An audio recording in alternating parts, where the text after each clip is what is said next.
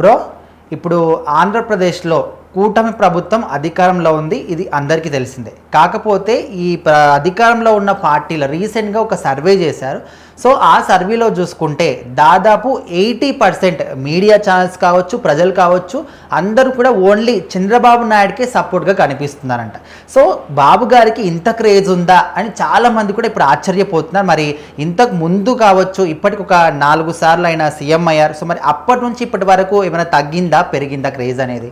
So ఖచ్చితంగా social media అనేది లేని రోజుల్లోనే చంద్రబాబు గారు ఏంటనేది మొత్తం నేషనల్ మొత్తం తెలుసు అనమాట. ఆయన సృష్టించిన ఇది కానీ రికార్డులు కానీ మొత్తం కూడా.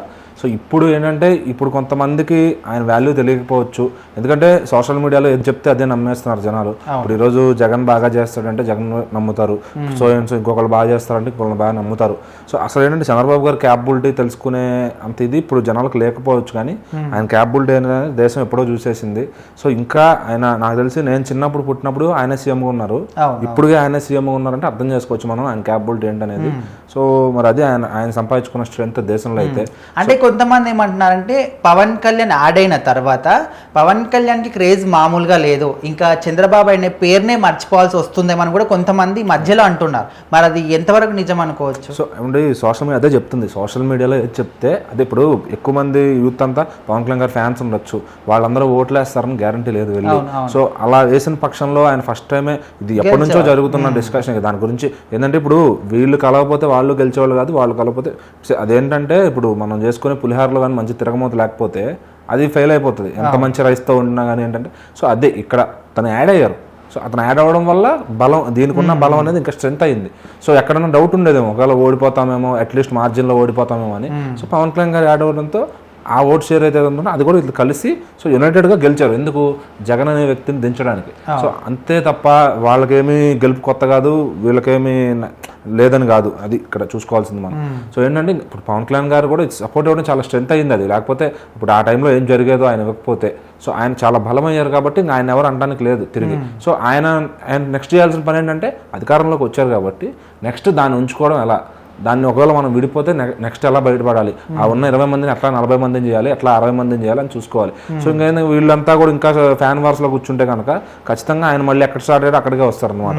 సో ఇప్పుడు పర్టికులర్గా ఏంటంటే చంద్రబాబు గారికి ఎంత ఫోకస్ ఉందనేది అప్పట్లోనే, ఇప్పుడు బిల్ గేట్స్ ఉన్నారు, ఆయన వచ్చి 10 నిమిషాలు టైం అడిగితే ఆ 10 నిమిషాలు కూర్చోబెట్టింది కాక అరగంట పైన టైం ఇచ్చారనమాట. 40 మినిట్స్ దాకా టైం ఇచ్చి ఆయనతో మాట్లాడి వచ్చినప్పుడల్లా ఒక తెలుగులో ఉన్న మంచి ఫ్రెండ్ ఆయన చంద్రబాబు గారు అని చెప్పుకోవచ్చు.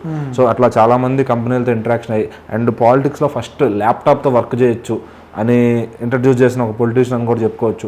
అంటే టెక్నికల్లీ హీజ్ ఫార్ దెన్ అందరికన్నా కూడా చాలా ముందు ఉన్నారు ఆయన. సో ఇంకా చూసుకుంటే మనం ఈ విషయంలో మనం అసలు ఆయన విషయంలో కానీ ఏదో మాట్లాడుకోవాల్సిన అవసరం లేదు. మరి 2024 ఎన్నికల కన్నా ముందు ఇటు మీడియా ఛానల్స్ అంటే న్యూస్ ఛానల్ కావచ్చు, యూట్యూబ్ ప్రకారం కావచ్చు, కంప్లీట్ ఇప్పుడు ప్రజెంట్ జనరేషన్లో ఉన్నటువంటి ఇప్పటి వరకు కూడా, అప్పటి నుంచి ఇప్పటి వరకు కూడా 80% మీడియా ఛానల్స్ మొత్తం కూడా చంద్రబాబు నాయుడుకి అనుకూలంగా కనిపిస్తున్నాయంట. సో మరి దాని గురించి ఏం చెప్తారు? సో అదే చెప్తుంది, ఇప్పుడు ఎవరు పార్టీలో ఉంటే వాళ్ళ పక్కన ఉంటారు చాలా మంది మీడియా. కొంతమంది ఏంటంటే ఒక పార్టీకి స్టిక్ అయిపోయి ఉంటారు. ఇప్పుడు లైక్ సాక్షి ఉంది, ఆ జగన్ గారికి ఉంటుంది. ఇప్పుడు సపోజ్ ఏబిఎన్ ఉంది, ఆ చంద్రబాబు గారికి ఉంటుంది. TV5 ఉంది, చంద్రబాబు గారికి ఉంటుంది. ఈటీవీ ఉంది, చంద్రబాబు గారికి ఉంటుంది. ఎందుకంటే వాళ్ళందరూ చూశారు చంద్రబాబు గారిని ఎప్పటి నుంచో స్టడీ చేసుకుని ఆయనకు సపోర్ట్ ఇస్తూ వచ్చారు మీడియా అంతా కూడా. సో జగన్ గారు ఇంకేంటంటే అప్పుడు రాజశేఖర రెడ్డి గారి టైంలో ఆయన స్థాపించిన సాక్షి ఏదైతే ఉందో అది కంప్లీట్గా ఆయన కోసం ఉంటుంది అనమాట. సో ఇంకా వేరే వాళ్ళు NTV వాళ్ళు కూడా జగన్ గారికి సపోర్ట్ చేస్తూ ఉంటారు. సో ఇట్లా కొంత మీడియాలు కొంత పొలిటికల్ పార్టీలకి స్టిక్ అయిపోయి ఉన్నాయి. సో కొంతమంది ఇండివిజువల్గా ఇప్పుడు తయారవుతున్నారు, జర్నలిస్టులు కానీ యూట్యూబర్లు కానీ. వీళ్ళంతా ఏంటంటే సో చంద్రబాబు గారి స్ట్రాటజీ చూస్తూ వస్తున్నారు. ఆయన ముందు ఎలా గెలిచారు, అంతకుముందు ఈసారి ఎట్లా గెలిచారు, సో 2014లో ఎట్లా గెలిచారు, 2024లో ఎట్లా గెలిచారు. సో ఈ స్ట్రాటజీలన్నీ చూసుకుని వాళ్ళు ఎవరికి సపోర్ట్ చేయాలో కరెక్ట్గానే సపోర్ట్ చేస్తున్నారు. సో జగన్ గారికి ఇప్పుడు ఒక లేపినా కూడా ఆయనకి ఎక్కడ మైలేజ్ రాదు. సో ఈ 4 సంవత్సరాలు కష్టపడినా కూడా ఆయన నెక్స్ట్ టైంకి వస్తాడా, అతను పోగొట్టుకుందంట మళ్ళీ తిరిగి కట్టుకుంటాడని చెప్పలేం. అదే చంద్రబాబు గారికి మైలేజ్ ఇస్తే ఆయన నెక్స్ట్ ఇంకొక టర్మ్ కూడా ఉండే ఛాన్స్ ఉంటుంది. సో ఎప్పుడు కూడా ఎవరికి వాళ్ళు ఇంటెన్షన్గా అంటే బయటకు పనిచేస్తున్నట్టు కనపడతారు, కానీ ఇంటెన్షన్గా వాళ్ళకి ఏముంటుందంటే మనం గ్రో అవ్వాలి, మనం గ్రో అవ్వాలంటే గ్రోత్లో ఉన్న పార్టీతోనే ఉండాలి అనే ఇంటెన్షన్ ఉంటారు. ఇప్పుడు మనం చూసుకుంటే దగ్గర 500 ఛానల్స్ ఉండేవేమో ఎలక్షన్స్ ముందు, బట్ ఆయన సీఎం అయిన తర్వాత చూసుకుంటే ఆ క్రేజ్ రోజు రోజుకి 4 times పెరిగిపోయింది. 2000 దాటిపోయిన ఛానల్స్. కానీ ఎవరైనా ఇండివిజువల్గా సపోర్ట్ చేసేవాళ్ళు, ఇప్పుడు ఒకరికి రీచ్ ఉందనుకోండి, ఒక 10 లక్షల రీచ్ వస్తుంది ఒక మనిషికి, మీకే ఉన్నారు, మీరే యూట్యూబర్ అనుకుందాం, ఆ 10 లక్షల మంది మీరు చెప్పింది చూస్తారు కదా. సో చంద్రబాబు గారు ఏదన్నా కొత్తది స్టార్ట్ చేశారన్నా, ఇప్పుడు పెద్దవాళ్ళు అంటే పేపర్ చూస్తారు, జరిగింది తెలుసుకుంటారు. యూత్కి ఏంటంటే మీమ్స్లో చెప్పాలి, లేదంటే యూట్యూబ్ వీడియోలో చెప్పాలి. సో అట్లా మీలాంటి వ్యక్తి ఆ జరిగిన దానికి ఎంత ఖర్చు పెట్టారు, ఎట్లా చేస్తున్నారు ఏంటో వివరంగా చెప్తే వాళ్ళు అర్థం చేసుకుంటారు. ఓహో ఇట్లా చేశారా, ఇట్లా జరుగుతుందా అని.